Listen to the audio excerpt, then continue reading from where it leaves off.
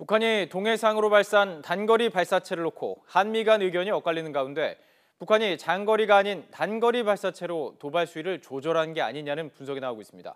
정부는 일단 대북 비난을 자제하면서 상황을 지켜보고 있는데요. 하지만 이 북한의 비난 성명은 누그러지지 않는 상황입니다. 취재 기자와 함께 자세한 내용 알아보겠습니다. 김지선 기자. 네, 통일외교안보부입니다. 자, 먼저 이 북한이 쏜 발사체가 무엇인지 아직 조사 중입니까? 네, 북한이 지난 26일 새벽 동해상으로 쏜 발사체에 대해서는 군 당국이 현재 분석하고 있습니다. 현재까지 밝혀진 바에 따르면 기존의 무기를 개량한 신형 발사체일 가능성이 있습니다. 총 3발 가운데 2발이 사거리 250km, 고도 50km로 비행을 했는데 두 조건을 만족하는 북한의 무기는 현재까지는 공개되지 않았습니다.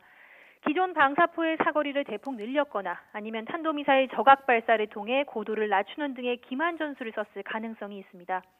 청와대가 개량된 300mm 방사포로 추정한 반면 미 태평양 사령부에서는 단거리 탄도미사일이라고 발표한 것도 이 때문입니다. 예, 이 두 개 다 가능성이 있는데 한미가 이렇게 실제로 다른 분석을 내놓은 것이 참 이례적이라고요? 네, 한미 양측 모두 초기 단계 분석 결과라는 단서를 달긴 했지만 이례적인 건 사실입니다. 미사일이냐 방사포냐가 중요한 건 그에 따라 북한의 의도와 국제사회의 대응 수준이 다르게 해석되기 때문입니다. 방사포의 경우 북한이 공공연하게 대남 공격용이라고 밝혀온 만큼 대남 위협 의도가 더 크다고 볼 수 있습니다. 또 미사일의 경우에는 대북 제재 대상이지만 방사포의 경우 여기에 해당하지 않아 국제사회의 대응 수위도 낮아질 수 있습니다. 이렇듯 한미가 발사체를 달리 추정한 것은 북한의 발사 의도와 도발 수위를 보는 시각차가 담겨 있다고 볼 수 있습니다. 통일부 백태현 대변인은 오늘 브리핑에서 북한도 상황을 악화하지 않으려는 것으로 보인다고 밝혔습니다. 직접 들어보시겠습니다. 북한의 의도를 단정적으로 언급하기는 곤란합니다. 북한도 일단 상황을 악화시키지 않고 좀 더 지켜보고 있는 것으로 보입니다. 자, 통일부의 분석을 들어봤고요. 북한이 이 시기에 실제로 그 의도한 바는 과연 뭘까요? 네, 북한은 을지훈련에 대한 반발로 매년 훈련 기간 도발을 감행해 왔는데 예년과 비교하면 일견 저강도 도발로 보입니다. 지난해에는 잠수함 발사 탄도미사일을, 재작년에는 포탄을 바다가 아닌 우리 측 연천 지역으로 발사했거든요. 이번에는 을지훈련에 대해 공공연히 위협해온 만큼 무력 시위는 벌이되 단거리 발사체를 동해상에 떨어뜨려 국제사회의 비난을 피하려 했다는 분석이 가능합니다. 실제로 미국에서는 북한이 유엔 안보리 제재 이후 군사 도발을 감행하지 않은 데 대한 긍정적인 평가가 나오고 이 상태가 지속되면 조만간 북미 대화가 가능할 수 있다는 전망이 나오기도 했었습니다. 하지만 단거리 발사체가 무엇이든 고도가 50km였다는 사실은 주목할 필요가 있습니다. 그렇죠. 곧 임시 배치되는 사드는 요격 고도가 40에서 150km로 낮게 깔려오는 미사일 공격에 취약합니다.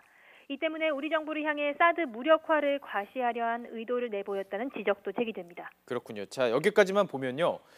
북한이 대미 공세, 미국을 향한 공세에서 이제 대남 공세 이렇게 좀 전환한 듯하다 이렇게 볼 수 있을 것 같습니다. 청와대는 뭐 심각한 상황을 안 본다라고 밝힌 상황인데요. 왜 그런 겁니까? 네, 청와대 관계자는 한미 을지훈련 기간 북한이 해왔던 통상적인 대응훈련 차원으로 본다고 말했습니다.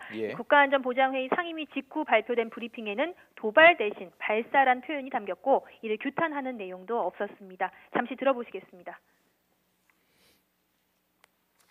북한의 발사 상황과 우리 군의 대비 태세를 점검했습니다. 상임위는 또 현재 진행 중인 을지 프리덤 가디안 2부 훈련을 더욱 철저히 진행해 나가기로 했습니다.